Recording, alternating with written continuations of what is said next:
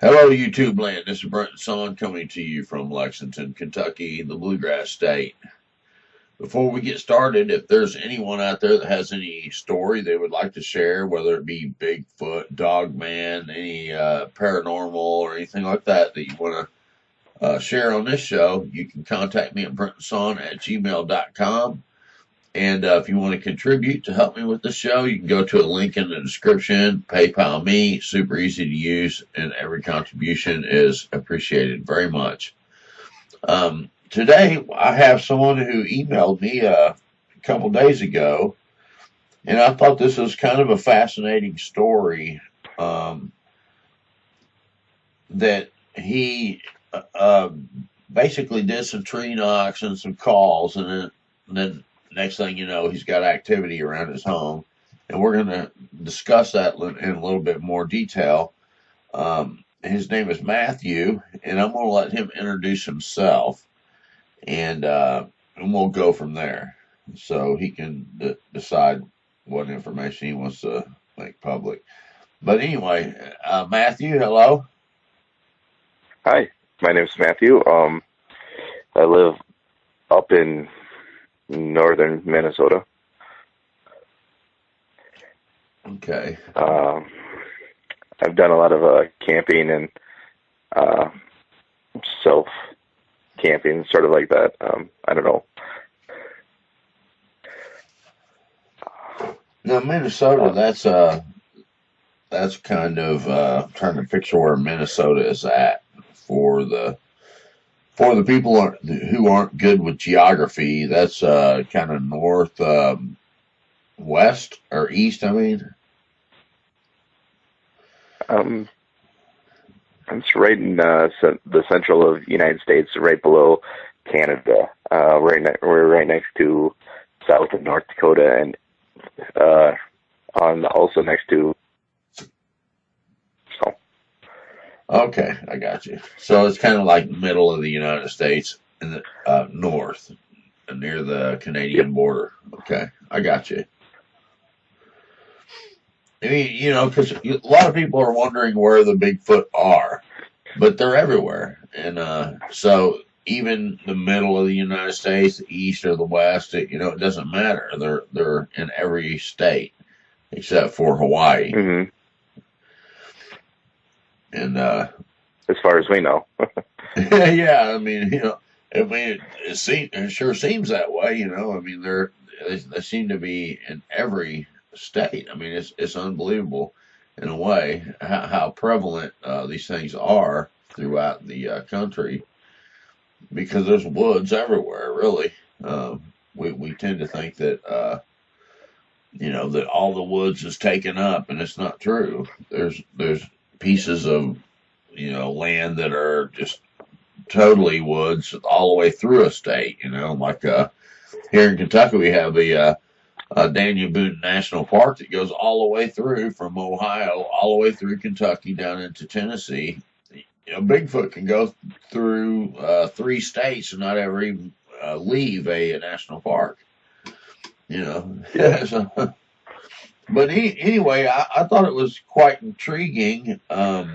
What you had wrote. Why don't you just tell us what you exactly what you wrote me and how that went down, because it was fascinating the way you wrote that out, and I hope you can convey it in a similar way. Yeah. Well, I've done a lot of camping, like I was saying before, with my best friend in elementary school. During the summers, we'd go out and camp in the middle of the woods underneath this broken down old cabin. So, all we'd bring is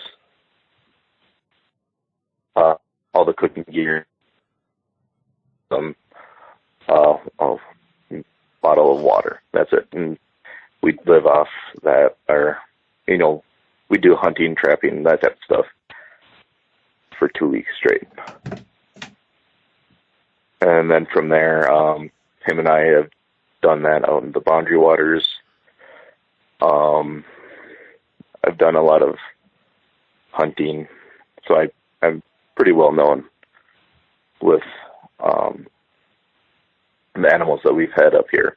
I've seen moose, black bear, timber wolves, coyotes. I've had a stare down with a mountain lion. So I've seen bobcats, lynx. So then about probably going on 2 years ago now, I didn't really believe in Bigfoot. I sort of scoffed at it when I was hearing TV shows of finding Bigfoot and those type of people. But at the same time, I was sort of interested, here's something big, giant animal that people don't really believe in, but yet tons of people are having these experiences. Right. I don't know how many times I'd go out walking in the woods. I don't really see anything, but I always feel like I'm being followed. Right. And so you kind of live in an area where there's a lot of woods. Oh yeah. Yeah. Yep. And all growing up though, you've never had like these feelings or nothing. Is that right? Or? Nope. That's correct. Right.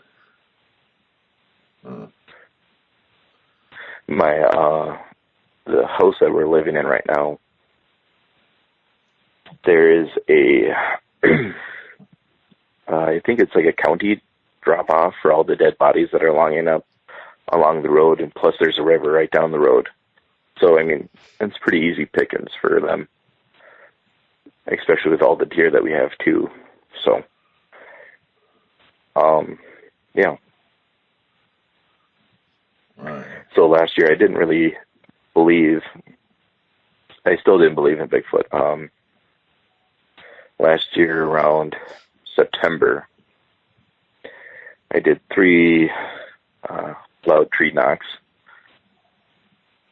and then 3 loud whoops. And it was right before I had to go to work. And waited about 15 minutes. Nothing really happened. I went back inside to get ready for work. And within 10 minutes, something hit the house hard enough where it shook everything. And it just still gets my nerves rattled right now. Yeah, I mean that's a very common thing. When you start getting the attention of Sasquatch or the Bigfoot, that they for some reason want to hit your house. I mean, they'll come slap your house hard, and it's so darn hard that people know that's not normal. It's not like a creak or something like that. As houses get older, they settle and things like that. You'll be popping and cracking. But the kind of slap you're talking about is something that shakes your home. Is that correct? Yeah. Yep, definitely. Okay. You can proceed. Nothing happened after like 2 weeks after that. It was just quiet. Yeah, so a thing about me is I'm a bit of a knife and sword enthusiast. I collect real weapons. All right. So I recently just bought a sword at that time to start my collection off of swords, for swords at least. And so lately it's just sort of eerie quiet, around the house. So I decided, I'll just bring the sword down when I go get the mail. So I started walking down the driveway to get the mail. And halfway down, we have a crest of a hill. And when I got on top of the hill, there was like I don't know how to describe it. It was sort of like a whoop, but / growl. But I felt it echo like or not echo, but like vibrate through my chest. Wow. And I think that's the scariest part for me, actually, because, you know, having the vocals to do something like that it's got to be big. Right. So you hear like a whoop with a combination of a growl, and it actually vibrates your body. Yep. And I'm a big guy. I'm about 280 at like 6'2", so. Right. And that's not normal. I mean, to hear something make a sound, kind of like a whoop, and then a kind of deal, and it actually vibrates your physical body. If it was just the whoop and the growl, you might have dismissed it, but where it vibrates your physical flesh, that right there made you pay attention a little more, didn't it? Yeah, definitely. Yeah. Pretty much all my hairs were standing up and on end, and being in a stare down with a mountain lion before has nothing to match to this. Right. I don't really have I only have a fight syndrome in me, not flight. I have 3 older brothers, so, you know, being picked on and being bullied all the time was pretty much growing up. Right.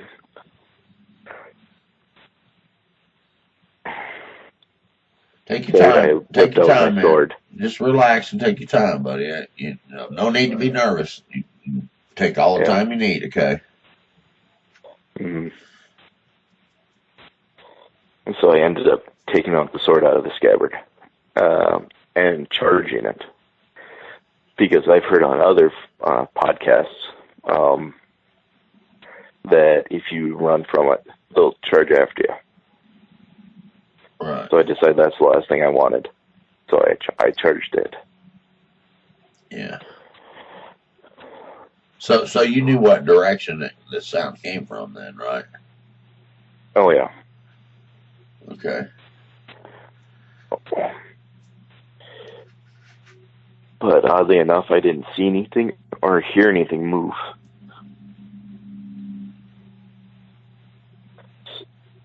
So I don't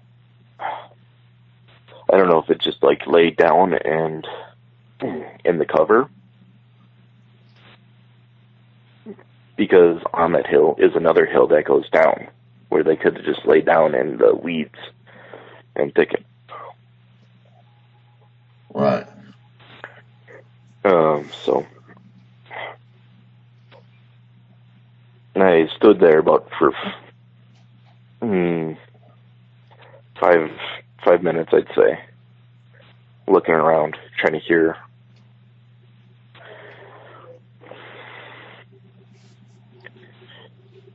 And you know, I'm lately after that, I just proceeded to get the mail. Right. Yeah. And since then, I've heard, you know, fake crow calls when my nephew or niece come over. Right. Last night, I heard something big move through the woods. Heard it run through the woods? I heard something move through the woods that was massive. Right. Was it like breaking limbs and things like that, or what was the sound like? When it stepped down, it sounded like it stepped on like a bunch of dead trees that we have around our house from the windstorm that we had this past summer. Right. And then we just got a fresh wet snow, so, you know, when you step on wet snow, it makes that weird sound. Yeah, crunch sound. And did it sound like something walking on 2 or? Definitely 2 legs, yeah. Yeah. it didn't sound like a deer or a wolf or coyote. I've heard those things all the time.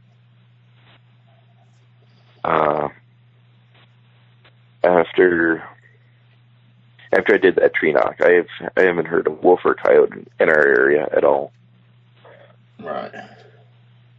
I mean, it seems like pretty much all activity of wolves and coyotes has died off. Right. Now, one of the reasons I thought your story was kind of fascinating was that you didn't really believe in this kind of thing at all.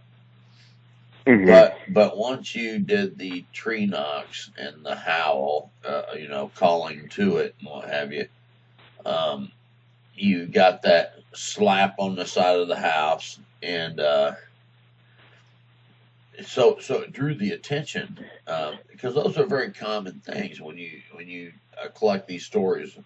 Over time, you start hearing of them hitting the house, throwing rocks at the house, things like that. And but one of the major things that people have happen is that they'll hit the house and they'll hit it really hard.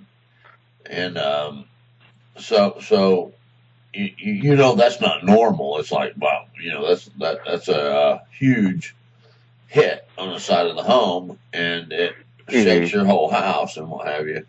And it's not like any normal kind of thing that would happen. So once that happened, did that kind of alert you to that there was really something out there? Yeah, definitely. On the other hand, though, I thought it was something paranormal because I've had a lot of dealings with that side. So, right. And it's weird that you say that, because I have a friend of mine who lives in Canada, and he wrote me the other day and said that he had something hit his house, and it was so hard that he's relating it to a paranormal incident. But I'm kind of wondering if it's, a Sasquatch or Bigfoot type incident, because of the way he described it. I mean, it shook his home. It was so hard of a hit. It's like bam, and it shook the whole house. And typically paranormal type stuff is a little bit more subtle. Not that they can't do something like that, but that's pretty extreme, on the yeah. So I mean, it made me wonder if he's thinking paranormal, because that's what he's thinking. It's like, oh, I've got some paranormal activity going on, and I'm kind of wondering if he's got, because he lives in Canada and he's out in the woods, kind of away from everything. Kind of made me wonder if it's whether Bigfoot's paranormal or not. I think the Bigfoot's a physical creature that lives in the woods, but it's not completely absent from a paranormal aspect, in that if it is a Genesis 6 type thing, then the father side is paranormal and the mother side is human, which would make it physical, but also kind of linked to the paranormal. That's hard for some people to comprehend, and I know that not everybody agrees with that. Because I'm saying that Sasquatch is a physical creature that lives in the woods. A lot of people get that kind of mixed up. Like I'm saying that they're completely like a non-physical creature. They're not. They're physical creatures, but paranormal or supernatural creatures can be physical. Definitely. You know what I'm saying? So, the word Seder in the Hebrew actually means hairy, and they live out away from people. And So even if you went down that road and said there were a type of satyr or something, that that's a hairy creature that lives out away from people in this physical realm, but they are still a supernatural creature, but have physical bodies that live in this realm.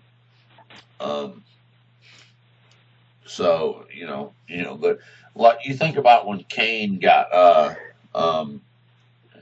he got ostracized.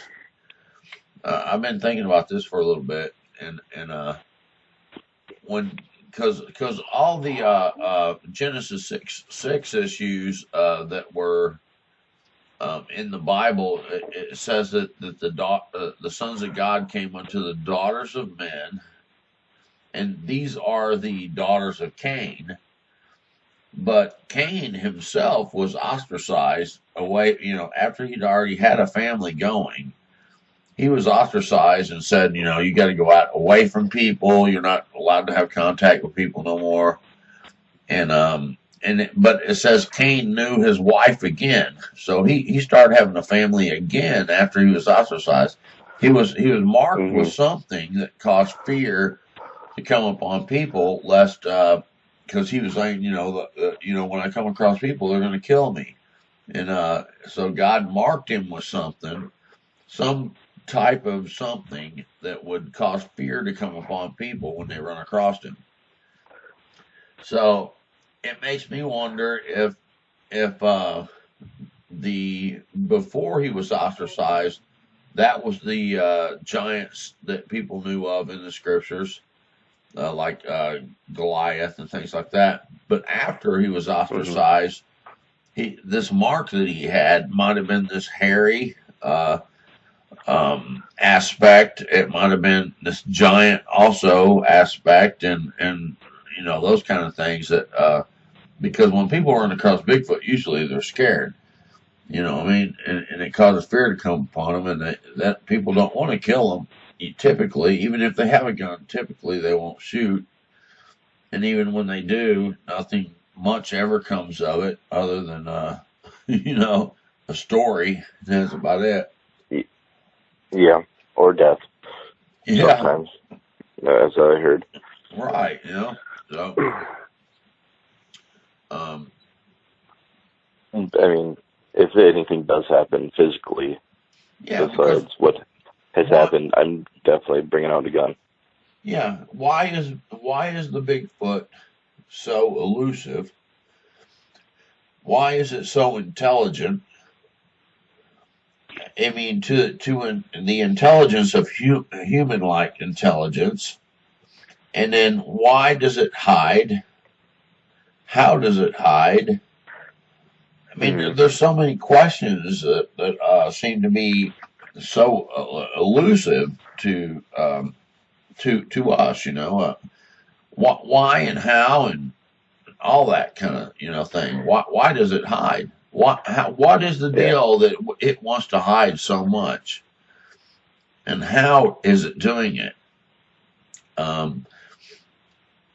You know what I'm saying? Because they're too darn elusive to be just a gorilla. In my opinion, I think that they're way too elusive. They're way too intelligent to be just an animal. And when people come across them, even if they don't see them, they fear it so much. And that matches perfectly the biblical narrative about causing fear to come upon people that they wouldn't kill it.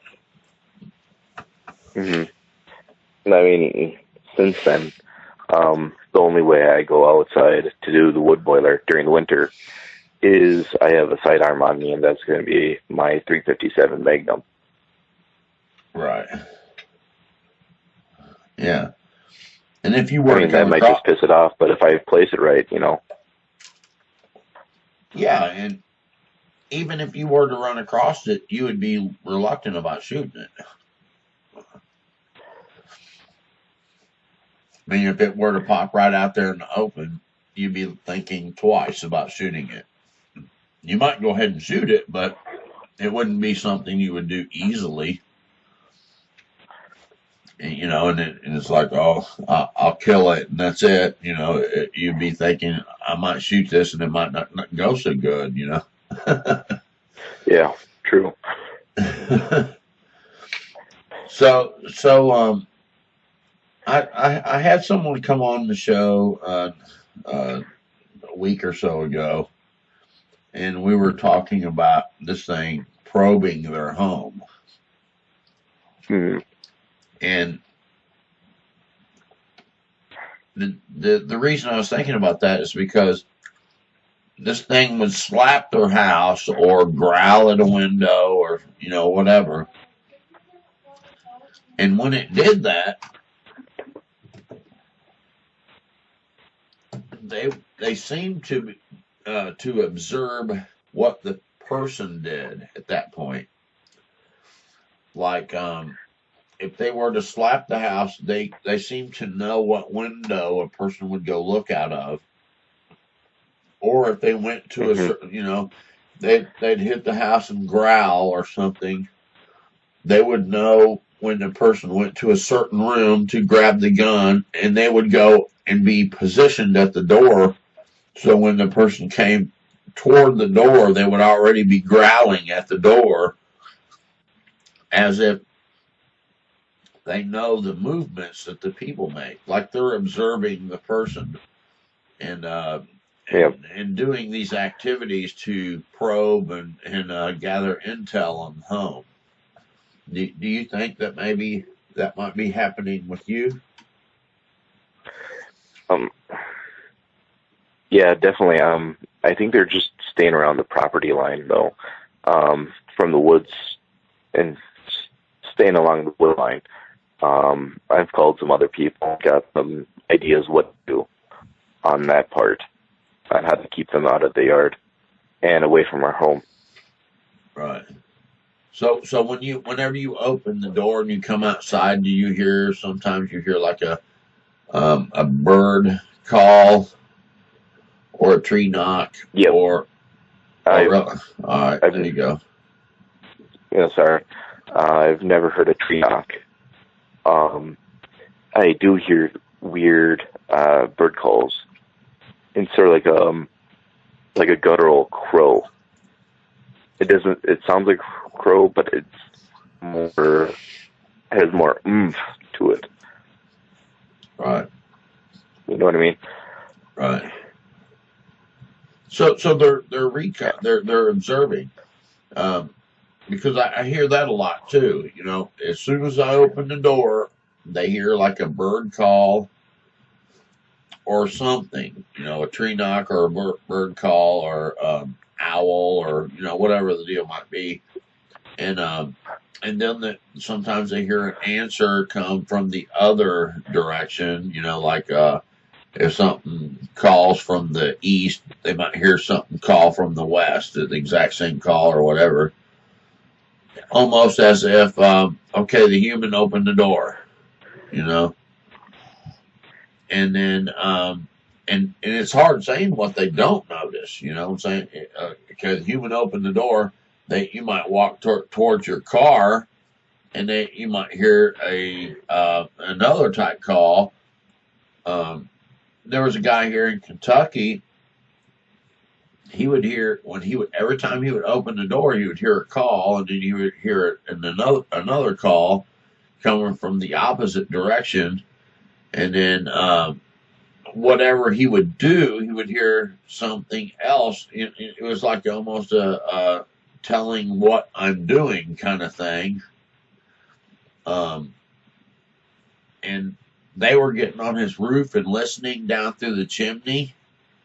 And he started noticing, they were walking on the roof, and he would like hit the ceiling and yell, and the thing would get mad and holler like down the chimney or stomp on the roof, like it was like, leave me alone, I'm doing what I'm doing, kind of thing.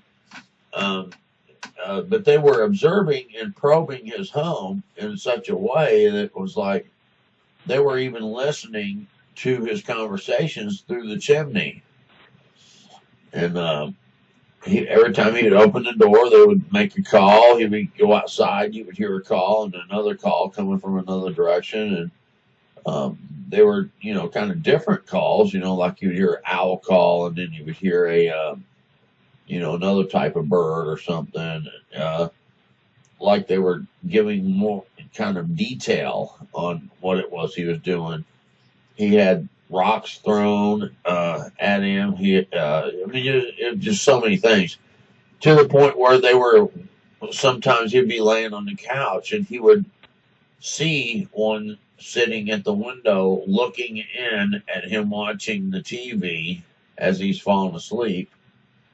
And he would pretend like he was falling asleep, and he would kind of watch it out of his peripheral vision. And then one time he noticed it. He said something like, I know, I see you, whatever, or something like that. And then the thing growled and it rattled he had like a tin ceiling, like those little copper ceilings some people have in their kitchens.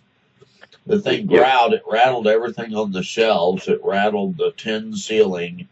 Because the sound was just so massive, and it was scaring him pretty bad, him and his wife both.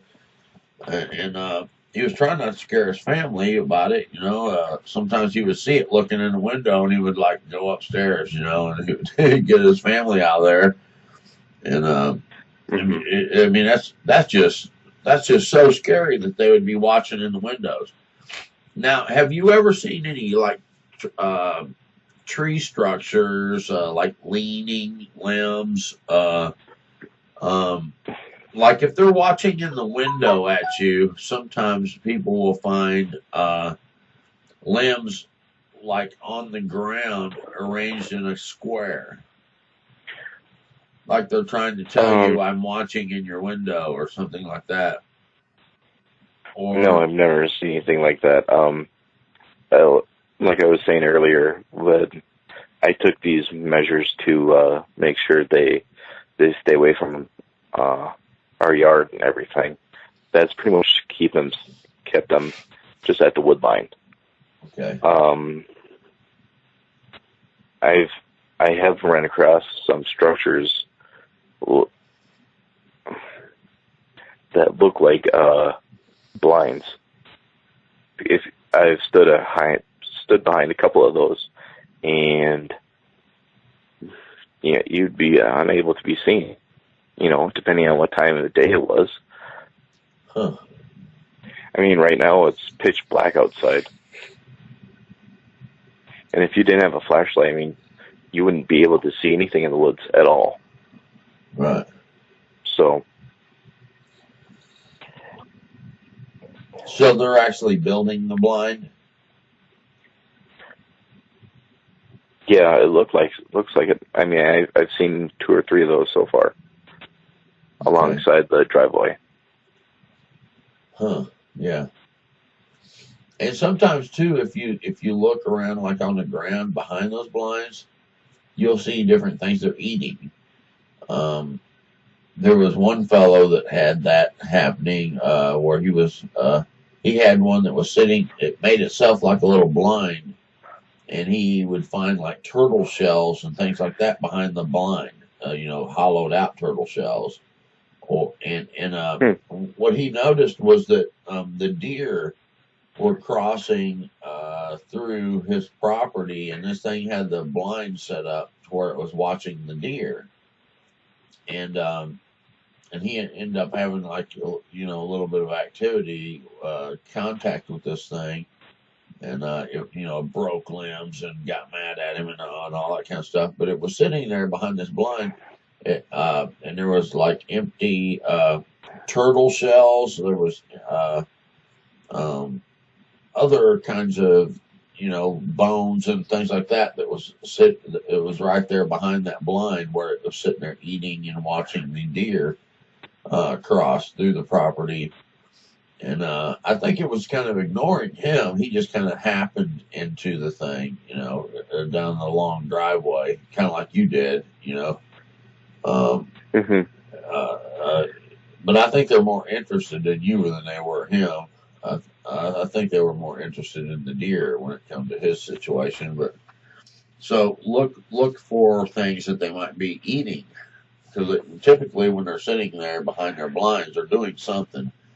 They're a lot of times they'll twist if they're sitting there beside another small tree, they'll twist the limbs, and you'll see limb twists and things like that, or things that they're eating. Yeah. But yeah, if they're making blinds and they're sitting there, they might be watching your property for who knows why. Yeah. They're good at hiding them, though. I mean, you got to give them credit. I mean, they can sit, they make a blind and sit right there behind it, and you won't ever see them. I mean, even when they're in the open, they can squat down, and you might not see them. They'll lay down on the ground and look like a pile of dirt, or a pile of hay, or they'll squat down by a tree and it'll look like a stump. I mean, it's really quite amazing, really, how they're able to do that. It is, yeah. Their camouflage ability is crazy, from what I've heard and listened to. Right. I mean, it's not that much different from a deer. I mean, if you've ever been deer hunting, sometimes you'll be sitting there looking for a deer. Then you'll realize, hey, there's a deer. It's not even that far from you. And you have to whistle or something to make it move its head to see if it has, antlers, because you don't want to shoot the doe. Because a lot of times doe's not, you don't have a tag for a doe. You have a tag for a buck. And so I would whistle and make it move its head so I can see if it had antlers or not. But, I mean, it's like, there's a deer. How long has it been standing there? You know what I'm saying? So these Bigfoot being smart, I really believe that people come across them a lot more than they think. Walk right by them and don't notice it. You can walk within feet of them. I've done this property for now going on 15 years. I've pretty much memorized everything. If I would see something new, I'm a venturous type, so I would definitely go check it out if I did see something new, or like a new stump. Right. So you're noticing these blinds popping up here and there. Yeah. Mostly by our logs that we use to cut up for our wood boiler. So. Right. What do you think they're observing from that area? You or wildlife? I'm thinking my family. Right. Definitely. Which makes me wonder why they come around here, or because we do a lot of shooting. We're in the country of where we're at, and we have at least a football field and a half to do some shooting. So, right. And since Tannerites came out, we've had a lot of fun with that lately. So, yeah. Well, you think that might be why they're watching you, is just to keep kind of an eye on you where you all are at, so that they can steer clear? Possibly. Yeah, I mean, people that do a lot of shooting, they might be kind of a little bit dangerous. It's like, keep a lookout over there by that house, and if you come out the door, they'll let the others know, and make sure they steer clear of you.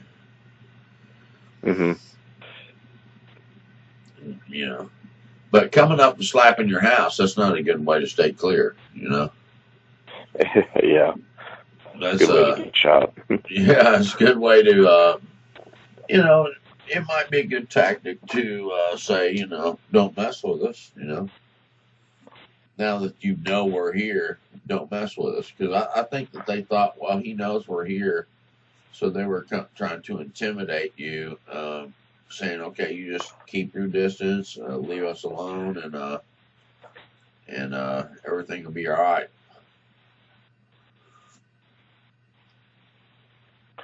Yeah.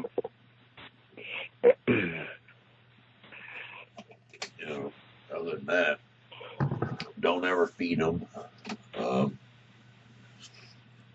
And I wouldn't ever let kids be out alone. You know what I'm saying?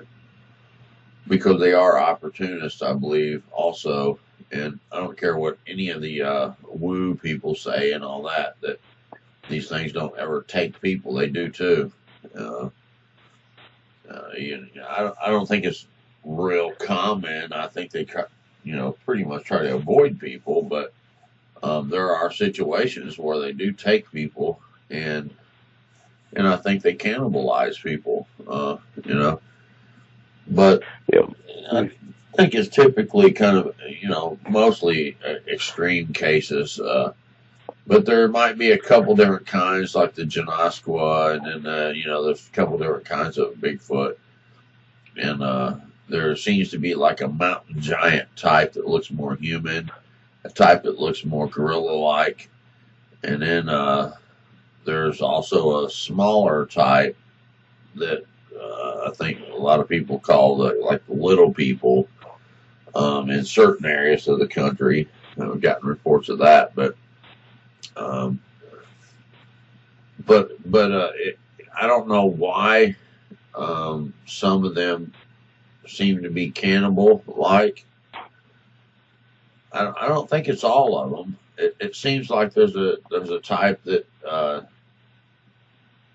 wants to avoid humans at all costs, and then there's a type that is opportunistic in a way that they don't care. They'll take a human, And I'm still working on that theory, but there's a mountain giant type, I think, that is really, they typically are even bigger than the Sasquatch. And they sometimes you get reports of Bigfoot that will have like tusk coming up from the bottom lip or down. They'll have canines like, and they'll be more human looking. They'll have like a hairdo kind of deal, but they'll still be hairy. But they'll have like hair or a beard, things like that. Those type are more aggressive. They try to be away from people. But I think when people come into their area, they'll eat them. You know what I mean? It's like, people come up missing, you know what I'm saying? And then there's a type, according to these people I was talking to in Utah, that had activity going on around their property since like the early 1800s. There's a type of Bigfoot that is more ape-like. That they call retarded, like they're dumber, and they would have interactions with these types, a little bit more, and even kind of get friendly somewhat with them. But then there's another type that seems more human-like, that is way more aggressive, more calculated, and more dangerous. Not that the retarded type they called retarded anyway couldn't be dangerous, because they certainly could, actually, mess with them or something. They'll take a human or whatever. But from the reports, sometimes you hear cases and they'll say it looked like an ogre. That's a more human characteristic, ogre. You know what I'm saying? So there seems to be cases where people are running across a more humanoid-looking creature, and then a more ape-type creature, and I just believe that there's something more to that than just one general situation across the whole country. And when you look at the Australia cases, they believe they have three types there, and that would match up basically with what I was just saying: a small type, ape type, and a more humanoid type. You know, and you know they have names for it down there in Australia.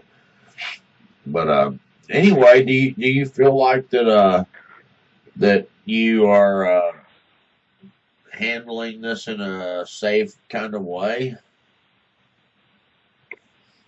Yeah. I haven't really done anything else besides those wood knocks this past year, Right. 2016.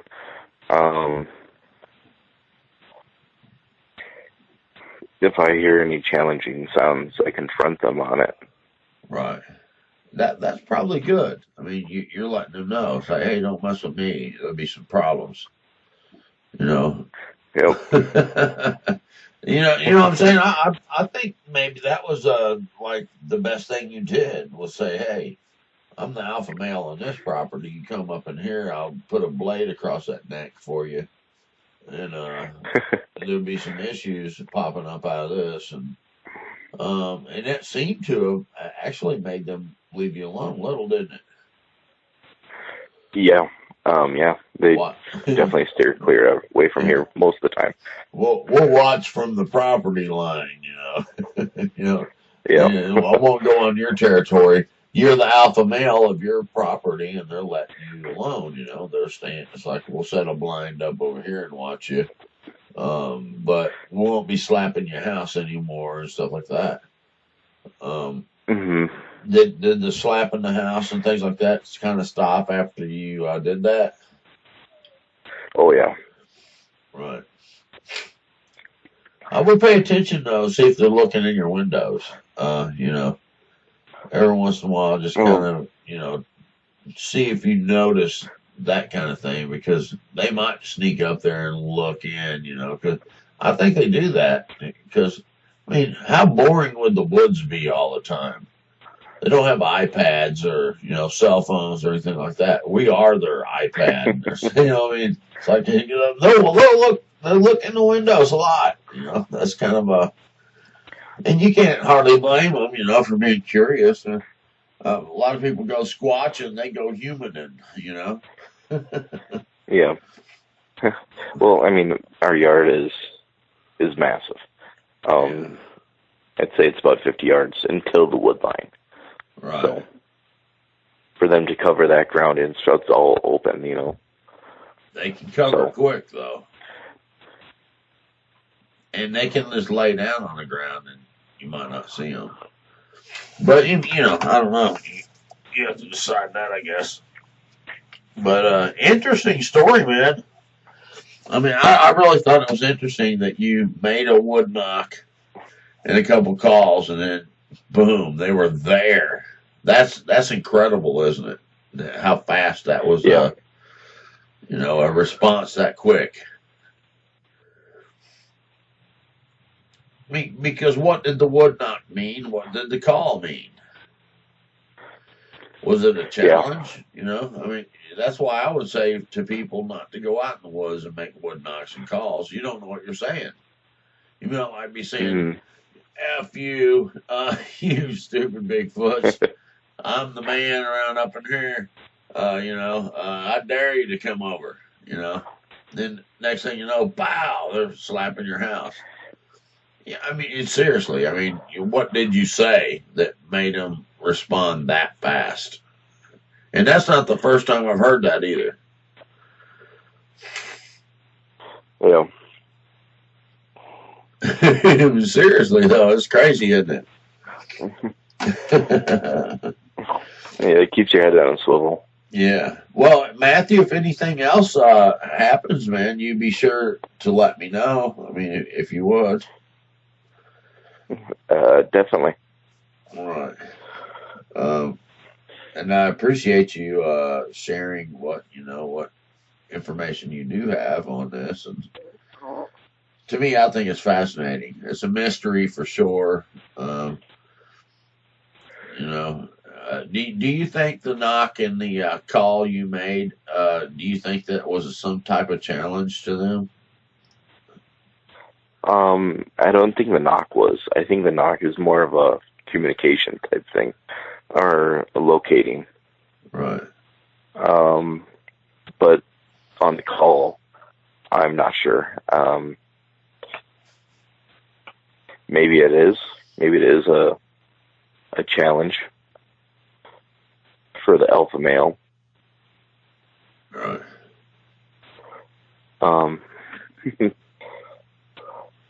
Because that was a pretty quick response to come slap your house on a, so quickly. That was pretty immediate. All right. Well, any other stuff you have, man? I appreciate it if you give me a holler, and I'll get back to you immediately, and you share any more information that you got. We're trying to learn about these things, much as we can. Yep. So thank you, Mathew. Yep. Thank you. If you would just hold on the line there, and everybody out there in YouTube land, I appreciate you all listening, and I hope you found that interesting. I certainly did. I thought it was just fascinating how this happened so immediately after making a knock and a call, and just trying to decipher, what's going on. To me, it's a mystery, and it certainly should be searched out. Anyone out there got a story, you can contact me at brentonsawin@gmail.com. I'll leave that information in the description, and then if you want to contribute, PayPal me. The link is in the description. And until next time, God bless you, and we'll see you on the next video. Bye-bye.